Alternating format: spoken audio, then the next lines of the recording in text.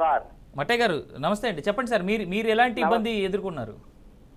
మాది తాతల ముత్తాతల నుంచి ఆస్తి సార్. అది ఓకే. అది కొంత పరాగబడి ఉంటే పక్కకు ఉంచినాం. ఓకే. వేరే వాళ్ళు స్టేట్లు ఆక్రమించారు. మీరు అది ఎట్ట ఆక్రమిస్తారని నేను పోయి దున్నిన తోట వేసిన. ఓకే. తోట వేస్తే అది నాదని చెప్పి వచ్చి వాళ్ళు దౌర్జన్యంగా నా మీద తోట బిక్కేసారు, నా మీద కేసులు పెట్టబోయారు. పెడితే మళ్ళీ నేను పెట్టిన. ఎంత స్థలం సార్ మీది? నాది మొత్తం అది ల్యాండ్ మా సర్వే నెంబర్ మొత్తం వచ్చేసి 8 ఎకరాలు నాకు ఉంది సార్. ఇప్పుడు నాకైతే పట్టా దాంట్లో 1 ఎకరం 30 గుంటలు పట్టా అయింది. ఓకే. మరి మిగిలిన అది ఇక సార్ మిగిలిన 6 ఎకరాల మిగిలిన స్థలం ఎంత? మరి ఎవరి పేరు మీద ఉన్నట్టు? అది మొత్తం మా వారసత్వం భూమి సార్. అది మా పేర్ల మీదనే ఉంది. అమ్ముకోగా పోంగ కూడా మాకు మిగిలింది 2 ఎకరాల పైన మిగిలింది సార్. ఓకే. అది కూడా వేరే వాళ్ళ కబ్జాలో ఉంది. స్టేట్లు ఏమంటారు అది మాదంటారు, అది మీది కాదని మేము. అయితే వాళ్ళు కూడా అప్పట్లో దౌర్జన్యం చేసి వేరే వాళ్ళ కంచి కూడా కొంత కూడా బిక్కురు. ఓకే. అది ఇదంతా కలుపుకొని ఇదంతా మాది అంటారు వాళ్ళు. అంటే పోలీసులు అప్రోచ్ అయితే ఏమన్నారు సార్?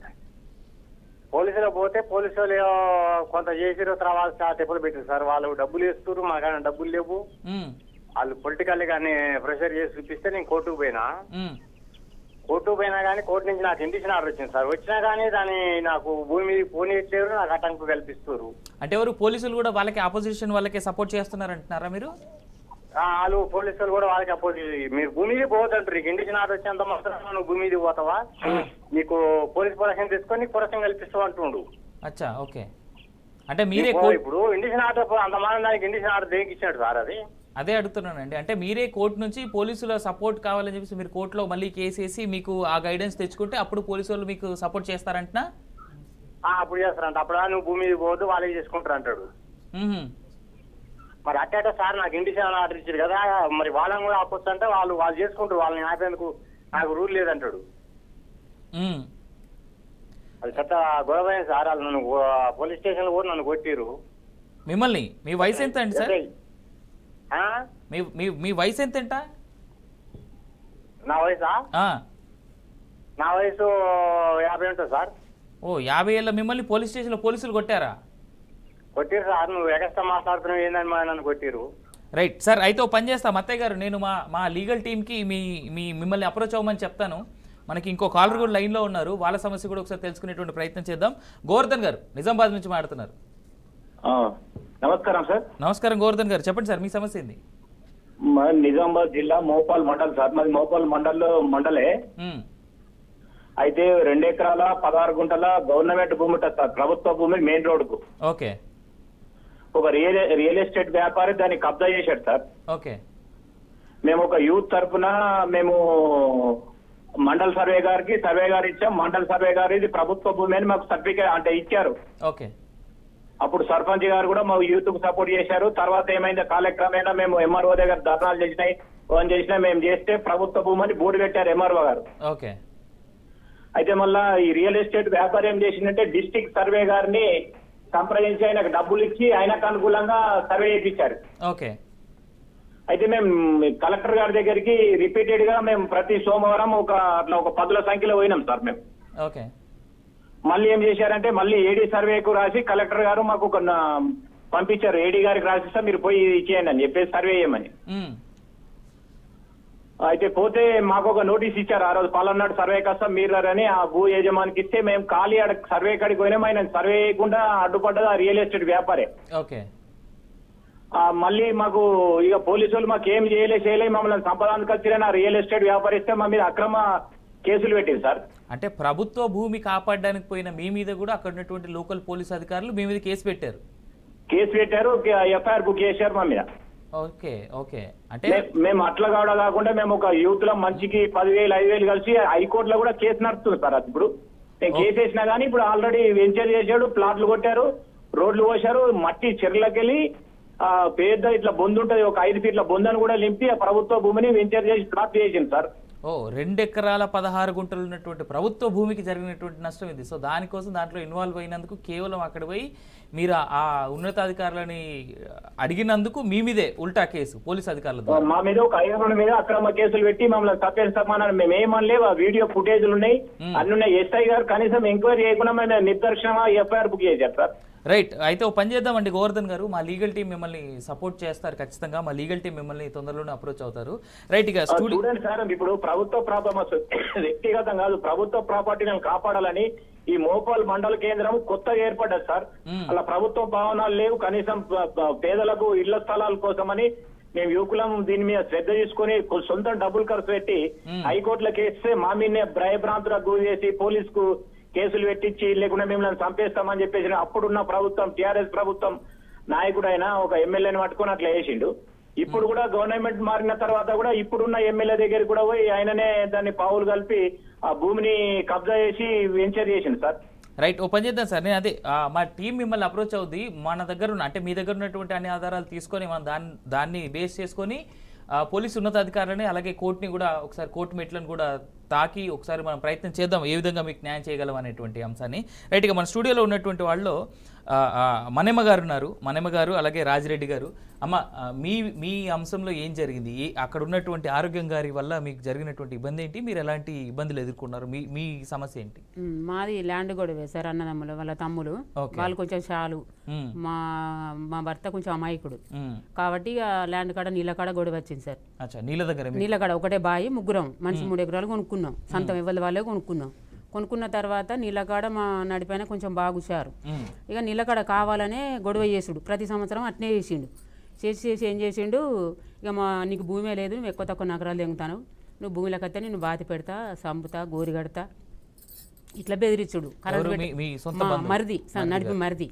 ఇక చిన్న నెంబడేసుకుని ఆయన వెనక ఆయన ముందట సంపెత్త భూమి కాడికి అవసరం లేదు, మీరు రానే రావద్దనుడు, నీళ్ళు మోటార్ పెట్టనీయకపోడు, మా చేనులు ఇక ఇట్లనే ఎడ్లు మేపుడు, మేమే ఇత్తనం పెట్టుకున్నా కూడా అట్నే ఇక కొంచెం ఎక్కువ చేస్తారు సార్. ప్రతి సంవత్సరం ఎక్కువ చేసిన తర్వాత మా గిట్లను మొత్తం జడగొట్టారు, భూమే లేదని.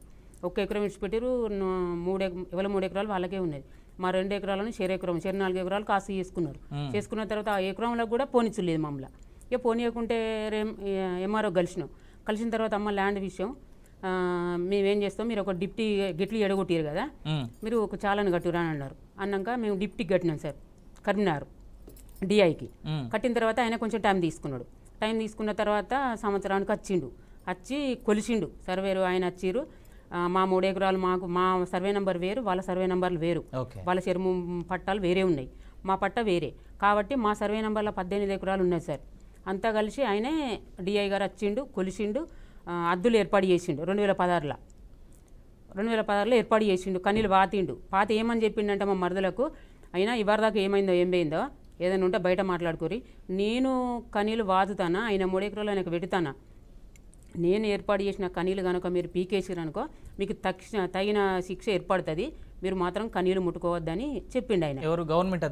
గవర్నమెంట్ అధికారి డిఐ చెప్పిండు. ఆయన చెప్పిన తర్వాత అప్పటి వరకు 2021 వరకు అట్లే ఉంచారు సార్, కనీలు వీకలే. కాకపోతే మమ్మల్ని భూమిలోకి రానిత్తలేరు, పోతే బెదిరించుడు. మేము ట్రాక్టర్ దున్నుతా అంటే కూడా మా ట్రాక్టర్ వాళ్ళని బెదిరించుడు. ప్రతి సంవత్సరం మమ్మల్ని దున్ననిచ్చలేదు. వాళ్ళకి సపోర్టు మాకు ఆడబిడ్డ కొడుకు ఒకటి ఉంటాడు కింద, వాడేం చేస్తాం, మేము వేరే వాళ్ళు వస్తానో మేము ఆపచ్చు, వాళ్ళు దగ్గరోడు కాబట్టి ఇక నైట్ మాకు తెలియకుండా నైటే దున్నుడు. వాళ్ళకు 10 మంది మూట ఉన్నారు సార్. వాళ్ళు మూట ఉన్నారు కాబట్టి ఇక మేము భార్య భర్తను ఇద్దరు, మా కొడుకు చిన్నోడు సార్, ఆయన ఇక్కడనే చదువుకుంటాడు. ఎట్లా అని చెప్పి ఇక మేము పోతే చంపుతామంటారు కదా, చంపుతారు అన్నట్టుగా భయపడి ఇక ప్రతి సంవత్సరం ఐటి గుణంగా పోతాను, ఇక మర్రగొట్టిన వాళ్ళు వస్తాను. ఇక వాళ్ళు ఆల్రెడీ కాసు చేసుకుంటూనే ఉన్నారు.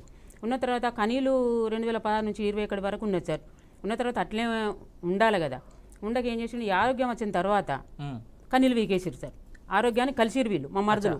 డిఐ గారు ఆల్రెడీ క్లియర్ ఇన్స్ట్రక్షన్స్ ఉన్నప్పటికీ కూడా ఎస్ఐ గారి ఆధ్వర్యంలో జరిగిందంటారు. ఈ ఆరోగ్యం వచ్చిన తర్వాత అది వరకు వీకలే కనీలు, అంతకుముందు ఉన్నాయి కాబట్టి సరే మాకు ఇవ్వాలి, కాకపోతే రేపు సరే వాళ్ళకు బలం ఉంది, డబ్బు ఉన్నది, వాళ్ళు చెలమాన అవుతారు, గెలుస్తారు, భగవంతుడు ఏదో ఒక రూపంలో మాకు ఏదో ఒక రోజు రాకపోతుంది అన్నట్టుగా మేము ఆ ధీమతోటే బతుకుతున్నాం సార్. ఈ భూమి విడిచిపెట్టి చంపుతారు కదా నా కొడుకు చిన్నోడు, మరి మమ్మల్ని చంపిన తర్వాత నా కొడుకు ఆగమవుతాడన్న ఆలోచన పడి సరే వేరే కైకిలు కూలి చేసుకొని వేరే 2 ఎకరాలు కవులు కొట్టుకొని చేసుకొని నా కొడుకుని చదివించుకున్నాను సార్. చదివించుకున్న తర్వాత ఈ ఆరోగ్యం వచ్చిన తర్వాత కనీలు వీకేసిన తర్వాత మేము పోయి కంప్లైంట్ ఇచ్చినాం సార్, ఇట్లా కనీలు వీకిండు, డిఐ వచ్చిన పాతిన కనీలు ఆయన ఆల్రెడీ పాతంగా కూడా చెప్పిన తర్వాత కూడా వీళ్ళకి ఇట్లా వీకిరు సార్ అని పిటిషన్ ఇచ్చినాం. అయితే నన్ను ఏం చేయమంటావు, కనీలు వీకితే నన్ను ఏం చేయమంటానమ్మా, నేను వచ్చి ఆపన్నా, నేను వచ్చి దున్నాన్నా అని బెదిరిస్తాడు. అట్లాగా సార్ కొంచెం చట్టం ఉంది కదా సార్, చట్టం ఉన్నది, పేదలకు కొంచెం సాయం చేయాల్సిందే బాధ్యత మీద ఉంది, కానీ మీ దగ్గరకు రావాల్సి ఉండే వచ్చినాం సార్ అని నేను అన్నా. లేదు రేపు వాళ్ళని పిలిపిస్తా అప్పుడు రాబోమ్మన్నాడు. గద్దరిచ్చిన తర్వాత వాళ్ళని రాబోమ్మన్న వాళ్ళు తెల్లారి వేయినాం సార్. వాళ్ళు వచ్చారు అపోజిట్ వాళ్ళు వచ్చిన తర్వాత వాళ్ళు చెప్పారు, మేము చెప్పినాం మా కాగితాలు ఇగో పట్ట కాగితాలు చూపెట్టినాం సార్. పట్ట కాగితాలు చూపించిన తర్వాత లేదు మేము ఇన్నేళ్ళు అవుతుంది మాకు బొందలు గడ్డలు చేయించిండు పెద్దోడు, వాడు మంచి చేయించుకున్నాడు అని ఒకటి ఉల్టా చెప్పిండు. వాళ్ళ చెరు 3 ఎకరాలు లేకపోతే మేము భూమి విడిచిపెడతాం, వాళ్ళ చెరు 3 ఎకరాలు ఉన్నది, మాకు 3 ఎకరాలు ఉన్నది, మేము ఎక్కువైతే చేయించుకోలే కదా, మరి పెద్దోడైతే ఎక్కువ చేయించుకోవాలి కదా, మరి అట్లా ఉందా సార్ ఒకసారి పాస్బుక్లు చెక్ చేయండి సార్ అని నేను అన్నా. దయచేసి అని అంటే పాస్బుక్లు చూడాడు, వాళ్ళు చెప్పిన మాటలు నమ్ముతాడు. మా పాస్బుక్ చూడు వాళ్ళు చెప్పిన మాటలు నమ్ముతాడు. నమ్మి ఒక మాట చెప్పండి అమ్మా, మీరు కానీ మీ ఆపోజిషన్ వాళ్ళు ఎవరైతే మీ బంధువులు ఉన్నారో వాళ్ళు కానీ ఏమైనా డబ్బులు ఇవ్వడం లాంటిది ఏమైనా జరిగిందా ఆయనకి? అయితే ఇది ఫస్ట్ ప్రాసెస్ అయిన తర్వాత పిలిచిన తర్వాత అట్లా అన్న తర్వాత ఇక వాళ్ళు చెప్పిందే విన్న తర్వాత ఇక నీకేమైనా ఆధారం ఉంటే నువ్వు కోర్టు నుంచి తీసుకోపో, వాళ్ళు ఇన్నేళ్ళు అయినట 10 ఏళ్ళు అయినట కబ్జాలు ఉండి వాళ్ళదే భూమి అది, నువ్వు నీకేమైనా ఆధారం ఉండేది అంటే నువ్వు కోర్టు నుంచి తెచ్చుకోమంటే రిజిస్ట్రేషన్ ఉండే కొత్త బుక్ ఉన్నది సార్, పాత బుక్ ఉంది, రిజిస్ట్రేషన్ విలువలేదా సార్, కోర్టుకి ఎందుకు పోవాలి నేను, మీరు ఒక్క మాట చెప్తే పరిష్కారం అవుతుంది అక్కడ, మీతోటి అయ్యే పని సార్ కోర్టు దాకా ఎందుకు ఇమ్మంటారని నేను అడిగిన. అంటే లేదమ్మా నీకేమైనా అర్హత కోర్టు నుంచి తెచ్చుకోపో, అప్పుడు మాట్లాడిన కోర్టు పోయి ఆర్డర్ తెచ్చుకునేదాకా ఇంగ్లీష్ ఆర్డర్ తెచ్చుకున్నాక నేను మాట్లాడతా, మీకు సపోర్ట్ చేస్తా, అప్పటిదాకా నువ్వు ఇంకో నడు అని మాట్లాడినాక సరే ఏమనాలని ఏడ్చుకుంటా వచ్చేసిన సార్. పోయి లాయర్ని కలిసినాం, అడ్వకేట్ని కలిసినాం, ఇచ్చినాం, చేసిండు. ఇది ఇంగ్లీష్ ఆర్డర్ వచ్చింది సార్. వచ్చిన తర్వాత ఇది పట్టుకొని పోయినా సార్. ఇది పట్టుకొని పోయిన తర్వాత ఏమంటాడు, ఇది మీకు కోర్టు నుంచి వచ్చిన ఆర్డర్ సార్, అది నువ్వు ఆర్డర్ ఇమ్మన్నావు కదా సార్, ఇచ్చిన తర్వాత ఏమంటాడంటే ఏం చేయమంటావు దీన్ని, ఏం చేయమంటాను నన్ను ఇట్లా ఏం చేయమంటాను. ఇది క్లియర్గా మీకు కోర్టు ఇచ్చినటువంటి మీ ఇంజెక్షన్ ఆర్డర్ ఇది 2020 3 ఎకరాలు 2023 జనవరి, అంటే రీసెంట్, చాలా రీసెంట్ కదమ్మా. అయితే ఇచ్చినాక నన్ను ఏం చేయమంటావు దీన్ని అంటే, ఏం సార్ కనీలు వీకిరని వచ్చి పిటిషన్ ఇచ్చిన తర్వాత ఏమంటావు, నా భూమి అని వాళ్ళు అంటారు, నా భూమి అని నువ్వు అంటాను, నీకేమైనా ఉంటే ఆధారం కోర్టు నుంచి తెచ్చుకోపమన్నావు. తెచ్చిన తర్వాత కోర్టు నుంచి ఇంగ్లీష్ ఆర్డర్ వచ్చేదాకా కూడా మేము ఎట్లా ఎక్కలేదు సార్, నేను వచ్చిన తర్వాతనే ఎక్కినా. మళ్ళీ ఇప్పుడు ఇది కాదు ఆర్డర్కు విలువే లేదు, ఇది పాల్తాడర్ అమ్మా, ఇది ఏం ఆర్డర్ అమ్మా, పాల్తాడర్ ఇది ఏం ఆర్డర్ అని పట్టుకొని కోర్టు నుంచి వచ్చినటువంటి ఆర్డర్ని ఫాల్తూ ఆర్డర్ని పక్కన పడేసాడు ఆయన, ఇసిరి కొట్టింది ఇట్లా ఓకే పక్కన పడేసిండు. ఇదేం ఆర్డర్, ఇది పాల్తాడర్ అంటే సార్ అడ్వకేట్ తీసుకున్నాడు జడ్జిమెంట్ పేపర్ అంటే వాళ్ళ కబ్జాకున్న విలువ మరి జడ్జిమెంట్ పేపర్కు లేదా, పట్టకు లేదా సార్, ఎందుకు వాళ్ళ వైపే మాట్లాడతారు, అట్లా వన్ సైడ్ మాట్లాడతారు, ఏం సార్ ఇది పద్ధతేనా, నువ్వు నాకు పద్ధతి నేర్పుతానావే, నువ్వు నాకు పద్ధతి నేర్పుతానావే, పద్ధతేనా అని అడుగుతాను అని అంటే పద్ధతి కాదు సార్, రియల్ అడుగుతానని నా బాధ.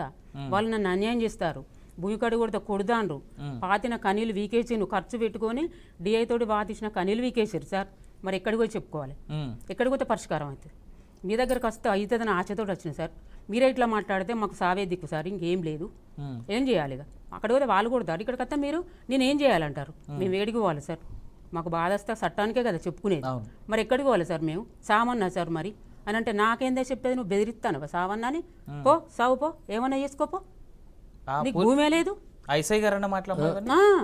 లేడీస్ అని చూడకుండా సార్, లేడీస్ అని చూడకుండా కూడా నీ సంగతి అంతా తెలిసే నాకు అంటాడు.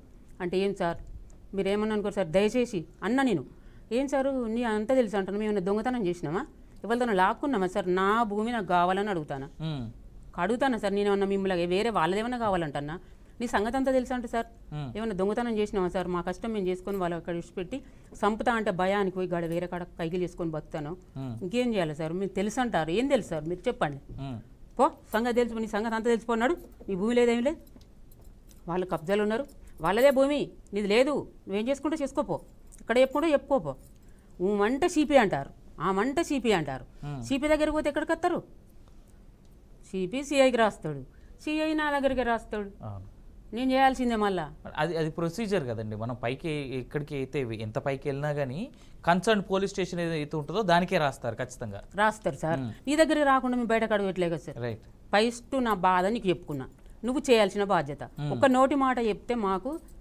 పరిష్కారం అయిపోతుంది, దాన్ని నువ్వు ఇంత దూరం మమ్మల్ని ఇన్సల్ట్ చేసి వాళ్ళు చేస్తారంటే నువ్వు కూడా ఒక పై అధికారివి, ఇట్లా చేయొచ్చా సార్, పేదలకు అమాయకులకు న్యాయం చేసే పద్ధతి డిపార్ట్మెంట్ నీది, అవునా కదా సార్, మరి ఏడా చెప్పుకోవాలి, మీరు చేసినాక మేము పై అధికారికి ఎందుకు పోతాం సార్, కరీంనగర్లో ఎవరో మాకు తెలియదు, కష్టం చేసుకొని బతికటోళ్ళు.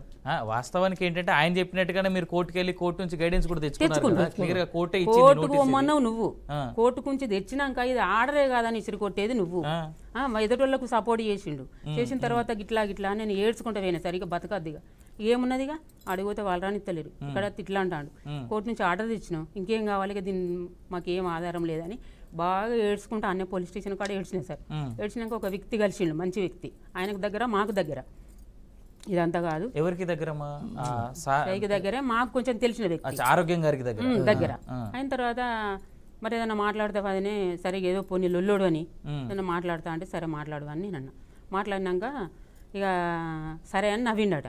నవ్విన తర్వాత ఇట్లా ఉంటుంది వదిన మరి అని అంటే సరే అని అడిగిండట. ఇక ఆల్రెడీ 50,000 ఇవ్వను పంచాయతీ చాలు చేస్తాను అడిగిండట. అడిగిన తర్వాత ఇక సరే ఏం చేయాలి, కైకిలు చేసుకొని బతుకుతాను కానీ మరి లేవంటే ఇట్లా నా పని ఆగుతుంది, భూమి పోతుంది, ఏం చేయాలని ఆలోచించుకొని 2-3 రోజులలో 50,000 తయారు చేసుకొని ఇచ్చినాను సార్. నా పని చాలు కావాలి కదా, నాకు భూమి రావాలి, 3 ఎకరాల భూమి లాస్ అవుతాను.